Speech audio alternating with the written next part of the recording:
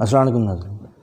Doctor Muhammad Yunus but کی کتاب بدتمیزیہ میں سے ایک اور مضمون آپ کی خدمت میں لے کر حاضر ہوا ہوں، حوا ایاں۔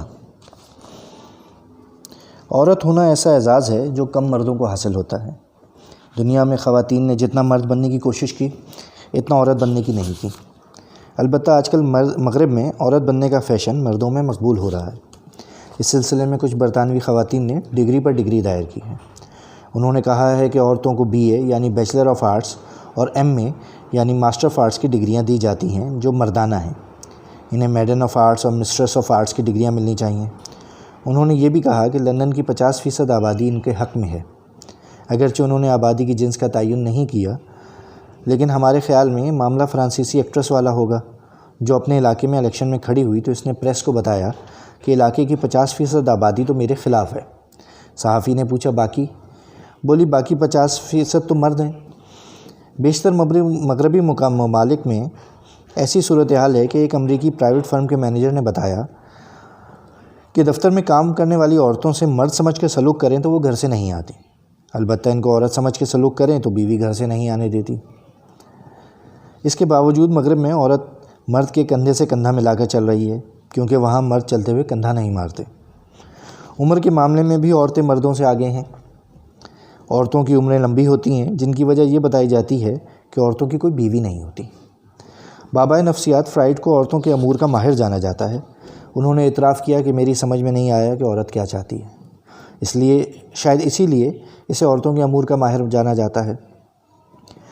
عورت کے بارے میں کسی غیر شادی شدہ خاتون کی رائے معتبر نہیں، مرد کی کیا ہوگی؟ تمام عورتیں ایک جیسی ہوتی ہیں مگر ہمیشہ ایک جیسی رہتی نہیں ہیں۔ برنارڈ شاہ کہتا ہے محبت اس دھوکے کا نام ہے کہ ایک عورت دوسری سے مختلف ہوتی ہے۔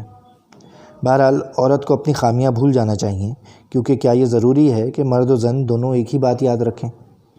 ایک ہی فقرے کا مطلب عورت کے لیے اور ہوتا ہے اور مرد کے لیے کچھ اور۔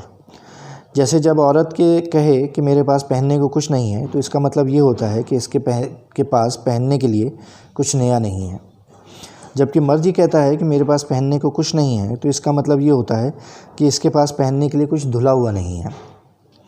عورت کتنی محنتی ہے اس کا اندازہ اس سے لگائیں کہ صرف 12% عورتیں خوبصورت پیدا ہوتی ہیں، باقی اپنی محنت سے بنتی ہیں۔ برطانیہ میں خواتین کو 1948 تک یہ حق حاصل نہیں تھا کہ وہ اپنے آپ کو یونیورسٹیز کے فارغ التحصیل کہلا سکیں۔ ان کو تعلیم حاصل کرنے کے بعد ڈگریاں نہ دی جاتی۔ یہ قانون کیمبرج یونیورسٹی میں بھی لاگو تھا۔ خواتین نے اپنی جد و جہد سے خود کو مردوں کے برابر ثابت کیا تو انہیں BA MA کی ڈگریاں دے کر اعزازی مرد تسلیم کر لیا گیا۔ اب وہ پھر سے عورت بننا چاہتی ہیں اور میڈن آف آرٹس اور مسٹریس آف آرٹس بننا چاہتی ہیں۔ اگرچہ اس سے انہیں یہ فائدہ ہوگا کہ BA کر کے وہ میڈن آف آرٹس یعنی MA کہلا سکیں گی، اور جب وہ مسٹریس آف آرٹس یعنی MA ہوں گی تو MA ہو چکی ہوں گی۔ MBBS کی ڈگری میں 2 مرتبہ بیچلر آتا ہے۔ اس کی وجہ شاید یہ ہو کہ MBBS کرتے ہوئے بندے کی عمر 2 بیچلرز جتنی ہو جاتی ہے۔ بہرحال یہاں بھی لیڈی ڈاکٹروں کو عورت تسلیم کرنے کے لیے زنانہ ڈگری دینا پڑے گی۔ ہمارے خیال میں اب وقت آ گیا ہے کہ ڈگریوں کے ساتھ ساتھ ڈکشنری بھی تبدیل کی جائے۔ مین کائنڈ کے ساتھ وومین کائنڈ کا لفظ بھی ڈکشنری میں ہونا چاہیے۔ دونوں کے ملنے سے ہی انسانیت بنتی ہے۔ لفظ مینر صرف مردوں کے اعتبار کے لیے استعمال ہو، عورتوں کے لیے وومینر ہونا چاہیے۔ مینیجر عورت ہو تو اس سے وہ مینیجر لکھا جائے۔ اگرچہ وومین کے ساتھ ایجر لکھنا ایسا ہی ہے جیسے یہ کہنا کہ وہ بھاگ کھڑا ہوا، کیونکہ وہ بیک وقت 2 کام کیسے کر سکتا ہے؟ یا بھاگا ہوگا یا کھڑا ہوا ہوگا۔ البتہ مینیا جو پاگل پن کی بیماری ہے، اس کا نام شاید عورتیں تبدیل نہ کرانا چاہیں۔ بہرحال زمانے کے ساتھ ساتھ لفظ بھی بدلنے چاہیے۔ زمانہ اتنا بدل گیا ہے کہ پہلے لڑکی گھر اور والدین کو سنبھالتی تو والدین کہتے یہ تو ہمارا بیٹا ہے۔ اب اگر بیٹا گھر اور والدین کو سنبھالنے والا ہو تو والدین کہتے ہیں یہ تو ہماری بیٹی ہے۔ امید ہے کہ آپ کو ہماری یہ کاوش پسند آئی ہوگی۔